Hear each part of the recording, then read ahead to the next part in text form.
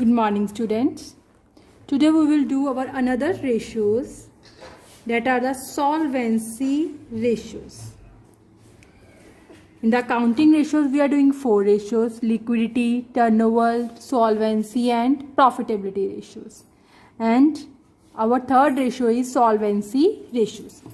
Solvency ratio means it depicts the long-term financial position of company. क्या बताती है ये? Long-term financial position of company. क्या बताती है? Long term financial position of company की. हमारी कंपनी की लॉन्ग टर्म पोजीशन क्या है? हमारी जैसे करंट रेशियो लिक्विडिटी बताती है, ये कौन सी बताती है? हमारी सॉल्वेंसी पोजीशन बताती है. ओके, तो इसमें बेटा हमारी 3 रेशियोज आती हैं: date equity ratio, solvency ratio, जिसको हम प्रोप्राइटरी रेशियो भी कहते हैं, और एक आती है हमारी बेटा total assets to debt ratio. So 3 ratios हमारी सॉल्वेंसी रेशियो में कवर होती हैं. आज मैं आपको करवाऊंगी सबसे पहले debt equity ratio. Debt means आप समझते हो इस बात को कि आपने पब्लिक से कितना डेट लिया हुआ है, या डेट मीन्स आपके कर्जे. क्या होते हैं आपके कर्जे? डेट, उधार लिया हुआ है जो. ठीक है. ओवर इक्विटी होती है आपके शेयर होल्डर्स, आपके शेयर्स. इक्विटी शेयर्स हैं, प्रेफरेंस शेयर्स हैं, वो होते हैं आपके शेयर्स. ऑनर्स की इक्विटी, ऑनर की कैपिटल. ठीक है. सो डेट इक्विटी रेशियो के बेटा हमारे 3 फॉर्मूले हैं. डिपेंड अपॉन द इंफॉर्मेशन हमने वो लगाना होता है. ठीक है. यहीं से बनता है. Debt equity means total debt upon total owners equity. Okay, first formula. Second formula, debt equity ratio is equal to, ये टोटल डेट था यहाँ पे, और क्या आ जाता है यहाँ फिर? अगर टोटल डेट ना गिवन हो तो हम क्या ले लेते हैं? Long term debt upon share holders fund. क्या आ जाता है? Long term debt upon share holders fund. Okay, share holders fund and owners equity is one and the same thing. और एक और फॉर्मूला है, debt equity ratio is equal to external equities. External equities means बाहर के लोग जिनसे आपने उधार लिया हुआ, मीन्स लॉन्ग टर्म डेट ही बोल देते हैं इसको. ठीक है. डिवाइड बाय इंटरनल इक्विटीज, अंदर के लोग जिन्होंने कंपनी में पैसा लगाया हुआ है, मीन्स की share holders fund. Date equity ratio के 3 फॉर्मूले: total debt upon honours equity, long term debt upon share holder funds, external equities over internal equities. ठीक है. मैं आपको शेयर होल्डर फंड बताती हूँ क्या क्या आता है. आपको पता ही है, हमने जब बैलेंस शीट करी थी तो हमने क्या था ना, ससरम. पहला पॉइंट क्या था हमारा? ऐसा ही था ना, ससरम, ये था ना. तो शेयर होल्डर फंड में क्या क्या आता है? सबसे पहले क्या आता है? Share capital. शेयर कैपिटल बेटा हमारी दोनों, प्रेफरेंस शेयर कैपिटल भी, प्रेफरेंस भी प्लस इक्विटी भी. ठीक है. ये क्या है next? R means reserve and surplus. Share holder fund हो गया, share capital, reserve and surplus. Money received against share warrant नहीं आता. माइनस हमने कर देना बेटा fictitious assets. Fictitious assets as you know जो राइट ऑफ होते हैं, ना करंट होते हैं ना फिक्स्ड होते हैं. Like preliminary expenses is our fictitious assets. Profit and loss का debit balance is our fictitious assets. Underwriting commission is our fictitious assets. ठीक है. ये देख लो एक बार ध्यान से. ठीक है. अब मैं आपको एक चीज और बताती हूँ. आप में इसमें जो मेन एक चीज होती है दैट इज बैलेंस शीट. ये भी याद रखनी है बेटा. देखो, जब बेटा मैंने आपको बैलेंस शीट करवाई थी, आपको याद होगा, तो हमारे मेन हेडिंग्स कौन कौन से होते हैं? देखो, एक होती है लाइबिलिटी साइड, कंपनी की बैलेंस शीट कराई ना. एक होती है एसेट साइड. इसके मेन हेडिंग कौन है? सबसे पहला शेयर होल्डर्स फंड, यही है, ठीक है। नेक्स्ट मेन हेडिंग क्या है इसका, नॉन करंट लाइबिलिटीज, और एक क्या है, करंट लाइबिलिटीज, ठीक है। एसेट का क्या होता है, non current assets means fixed assets, current assets, और एक लास्ट हमारा होता है फिक्टिशियस एसेट्स, ठीक है बेटा। ये जरूर याद रखना है आपने, बैलेंस शीट का एक फॉर्मेट क्या है, share holder fund, non current liabilities, non current assets, current assets, fictitious assets. अगर सपोज करो आपको टोटल एसेट्स गिवन है, total assets is equal to total liabilities, balance sheet हमारी यही कहती है ना, जितनी एसेट्स हैं उतनी ही लाइबिलिटीज है, टोटल हमेशा सेम होता है इनका। टोटल लाइबिलिटीज गिवन है तो that is equal to total assets, ये चीज आपको जरूर याद रखना है, ठीक है बेटा। अब मैं आपको सम्स करवाती हूँ, kindly look at the sum carefully. First sum, under the solvency ratios you have given 20,000 equity shares of rupees 10 each, 10,000 8% preference share of rupees 10 each, reserve fund given है, mortgage debenture given है, profit and loss given है आपको, long term loan given है, creditor, bill payable, provision for taxation, preliminary expenses, and you will have to calculate the debt equity ratio. देखो निकाल लेते हैं date equity ratio, मैं दोनों फॉर्मूले से आपको निकाल कर बता देती हूँ। Total debt upon total owners equity, ये था ना एक फॉर्मूला, डेट अपॉन इक्विटी, चाहे टोटल डेट अपॉन इक्विटी लिखो, चाहे आप दूसरा फॉर्मूला क्या लगाओ, डेट इक्विटी का long term debt upon equity, ठीक है। आप कोई भी फॉर्मूला लगा सकते हो, मैं दोनों से आपको बता देती हूँ। अब देखो honours equity, honours equity means share holders fund, ये निकालते हैं पहले। अभी मैंने आपको बताया कि कैसे आने हैं, क्या आना सबसे पहले, ससराम एस शेयर कैपिटल, इक्विटी भी और प्रेफरेंस भी, means 2 lakh plus 1 lakh plus reserve and surplus, reserve fund आ गया that is 60,000 plus surplus, surplus means क्या आ गया आपके पास, ये देखो profit and loss that is 1 lakh आ गया, 2 lakh plus 1 lakh plus 60,000 plus 1 lakh, minus fictitious assets. देखो कोई गिवन तो नहीं है फिक्टिशियस एसेट्स, देख लो ये 3 चीजें तो हो गई हैं आपके पास, टिक लगा लो जो हो गया है, ठीक है। Fictitious assets like preliminary expenses वगैरह देखो ये है गिवन है, फिक्टिशियस एसेट्स दैट इज 10,000, ये हम क्या कर देंगे minus, so 2 lakh plus 1 lakh that is 3 lakh plus 60,000, 3 lakh 60 plus 1 lakh कितना आ गया 4 लाख 60 माइनस 10 कितना आ गया 4 लाख 50,000 आ गया। सो हमारे पास इक्विटी तो आ गया, means share holder fund that is 4 lakh 50,000 which is same in both cases. Then next हमने क्या निकालना है, टोटल डेट या लॉन्ग टर्म डेट्स। करूँ देखो डेट होते हैं हमारे कर्जे, टोटल डेट मैंने आपको फॉर्मूला बताया हुआ ना, टोटल डेट मीन्स टोटल कर्जे। जैसे बैलेंस शीट में देखो नॉन करंट लायबिलिटी जिसको हम बोलते हैं लॉन्ग टर्म डेट्स, ये होते हैं long term dates, current liability ये होते हैं हमारे शॉर्ट टर्म डेट्स, ठीक है।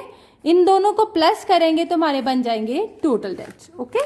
देखो so total debts is equal to non current liability plus current liability. So आपको मुझे पहले बताना है कि हमारे नॉन करंट लायबिलिटी कौन सी है और करंट लायबिलिटी कौन सी है, मीन्स लॉन्ग टर्म डेट्स कौन से हैं और शॉर्ट टर्म डेट्स कौन से हैं, ठीक है। हम करते जाएंगे। सबसे पहले ये जो हो चुका है उसको नहीं देखना, डिबेंचर्स लॉन्ग टर्म के short term, it is long term 1 lakh, ये हमारे नॉन करंट लायबिलिटीज में आ गए, ठीक है। नेक्स्ट ये हो गया लॉन्ग टर्म लोन, नाम से क्लियर है, it is non current that is 20,000। Creditors, creditors क्या होते हैं हमारी current liabilities, 45,000 is our current liability, okay. Bill payable is our current liability, 30,000 is our current liability. Provision for taxation is our current liability. Okay. So ये आपके पास कितनी आ गई देखो, 1,20,000 is our non current, और करंट कितनी आ गई 30 + 10 40, 40 + 45 that is 85,000. समझ गए. तो हम टोटल डेट कैसे आएगा, 1,20,000 + 85 मीन्स ये आपके पास क्या आ गया 2,05,000. सो टोटल डेट आ गया 2,05,000 ओवर 4,50,000. मैंने कैलकुलेशन की तो मेरा आंसर आ गया 0.46:1. इसमें क्या लिखा है मैंने, long term date. Long term date को हम क्या बोलते हैं, नॉन करंट लायबिलिटीज. मीन्स 1,20,000 हमने निकाला हुआ है ओवर 4,50,000, ये आ गया 0.27:1. Kindly look at the sum carefully.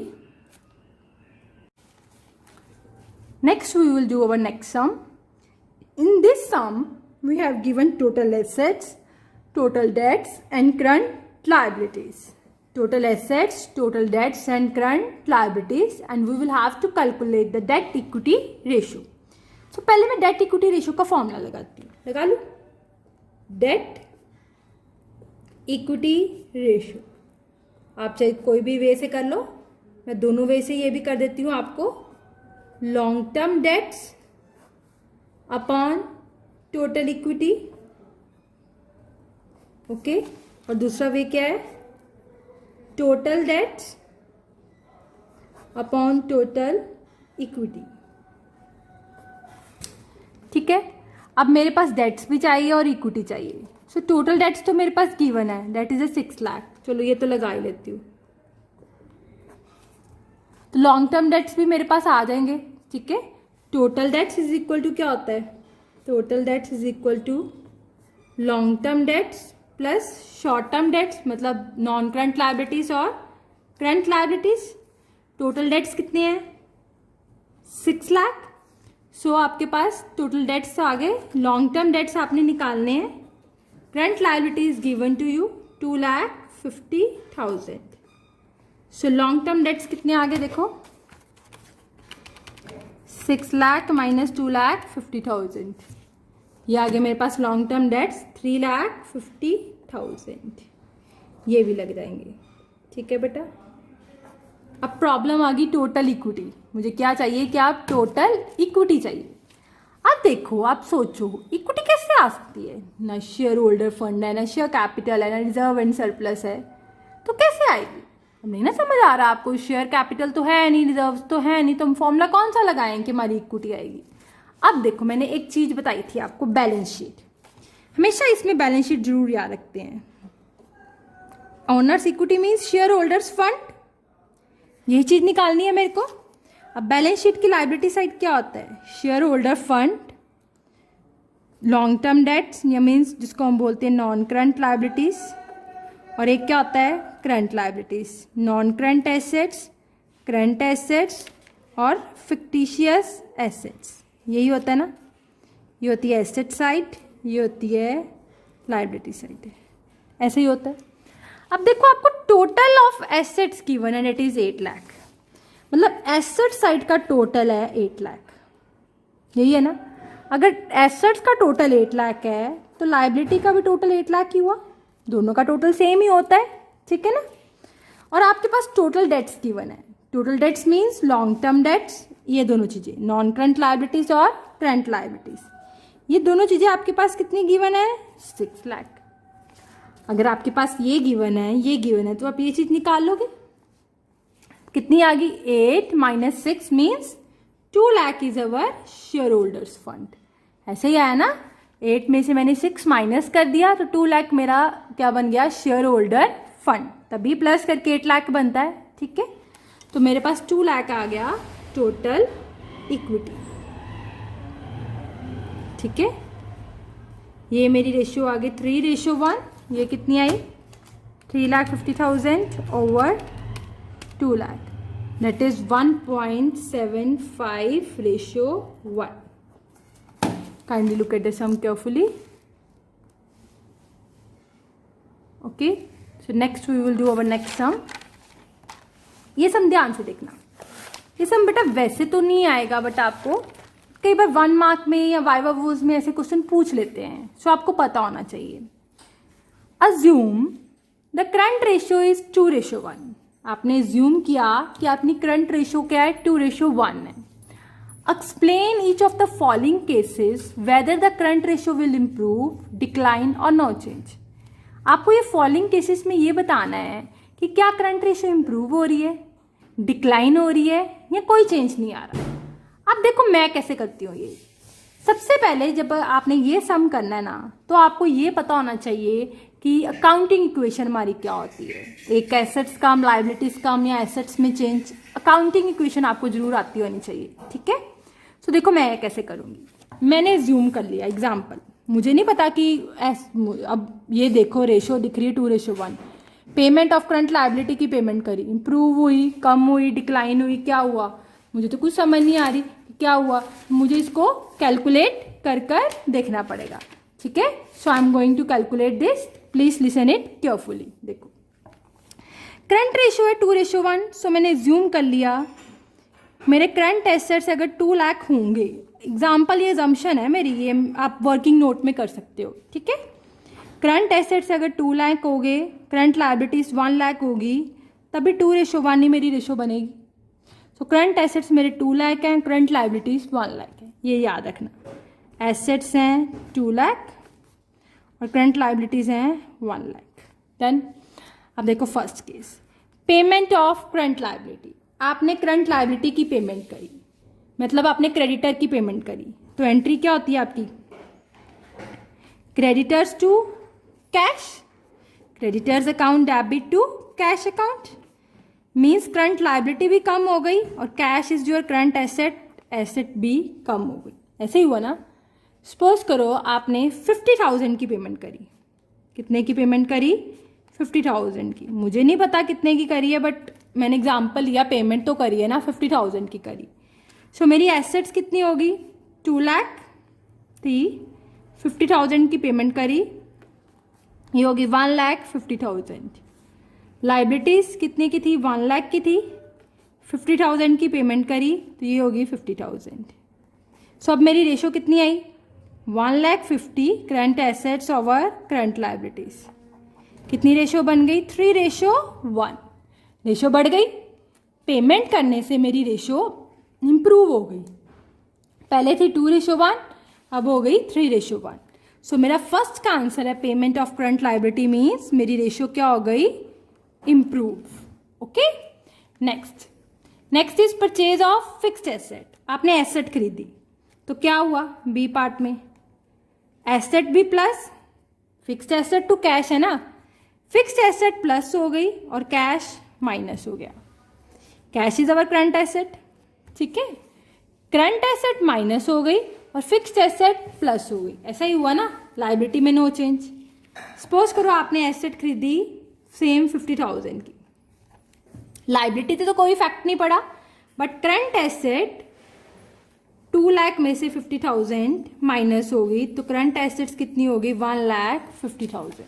ऐसे ही हुआ ना, कैश कम हो गया एसेट खरीदे तो हमारी रेशो क्या बनी, current assets over current liabilities. Current assets is 1,50,000 और करंट लाइबिलिटीज हमारी क्या है, कितनी है हमारे पास, करंट एसेट्स तो 2 लाख में से 50,000 कम हो गई, लाइबिलिटीज उतनी रही, that is 1 lakh. So ratio क्या बन गई मेरी, 1.5:1। इफेक्ट पड़ा ना, रेशो क्या हो गई, 2 से कम हो गई। सो मेरी रेशो क्या हो गई, डिक्लाइन, कम हो गई। Then next, cash collected from customers. आपने कस्टमर से कैश कलेक्ट किया, डेटर से पैसा लिया, मतलब कैश में भी प्लस और डेटर्स में माइनस। डेटर्स कम हो गए और पैसा आ गया, यही होता है ना। और कैश और डेटर्स दोनों ही आपकी क्या है, करंट एसेट्स। सो सपोज आपकी करंट एसेट्स थी 2 लाख, आपने डेटर से 50,000 लिए, सो 50,000 ही प्लस 50,000 ही माइनस। सो करंट एसेट्स आपके कितने रहे, 2 लाख। रेशो लाइबिलिटी पे कोई इफेक्ट नहीं, सो रेशो निकाल लेते हैं, 2 लाख ओवर 1 लाख। सो रेशो आई 2:1, जितनी थी उतनी रही। सो रेशो में क्या हो गए, no change. Done. Next, bill receivable dishonour हो गए, डिसऑनर हो गए तो आपके डेटर्स दोबारा से बढ़ गए, मीन्स बिल रिसीवेबल में भी प्लस, बिल रिसीवेबल डिसऑनर हो गए, बिल रिसीवेबल माइनस और डेटर्स में प्लस। सेम बात आ गई, दोनों is a part of current assets. वही ये बात, सपोज 50,000 बिल रिसीवेबल है, 50,000 से आपके करंट एसेट्स माइनस हुए और 50,000 से ही डेटर्स प्लस हो गए। सो मीन्स -50 + 50 कट गए तो 2 लाख ही रहा, 2 लाख अपॉन 1 लाख, 2:1 रेशियो में नो चेंज। ठीक है, दोनों चीजें अगर एसेट्स की हो या दोनों लाइबिलिटी की हो तो रेशियो में कोई चेंज नहीं होता, याद रखना। ठीक है, क्योंकि फिर उतना ही बैलेंस रहता है। इशू ऑफ न्यू शेयर, देखो शेयर खरीदे हैं आपने, देखो यहां पे, तो शेयर कैपिटल प्लस हो गई, share capital is not the part of current liability, ना करंट नॉन करंट लाइबिलिटी, ये ओनर्स फंड है। कैश आया तो कैश प्लस हो गया, but cash is the part of asset. Share आए हैं मतलब कैश आया, पैसा आया आपके पास। सो आपके पास सपोज करो शेयर आए हैं 50,000 का, कैश आया, मीन्स करंट एसेट्स आपके पहले थे 2 लाख, 50,000 का कैश और आ गया तो ये हो गए 2,50,000। So current assets 2,50,000 upon current liabilities, ये आ गई 2.5:1। सो हमारी रेशियो क्या हो गई, इंप्रूव हो गई, that is the improve. Okay, I hope आपको आज का क्लियर हो गया और टॉपिक। स्टिल आपको कोई प्रॉब्लम हो then you can ask from me. Thank you.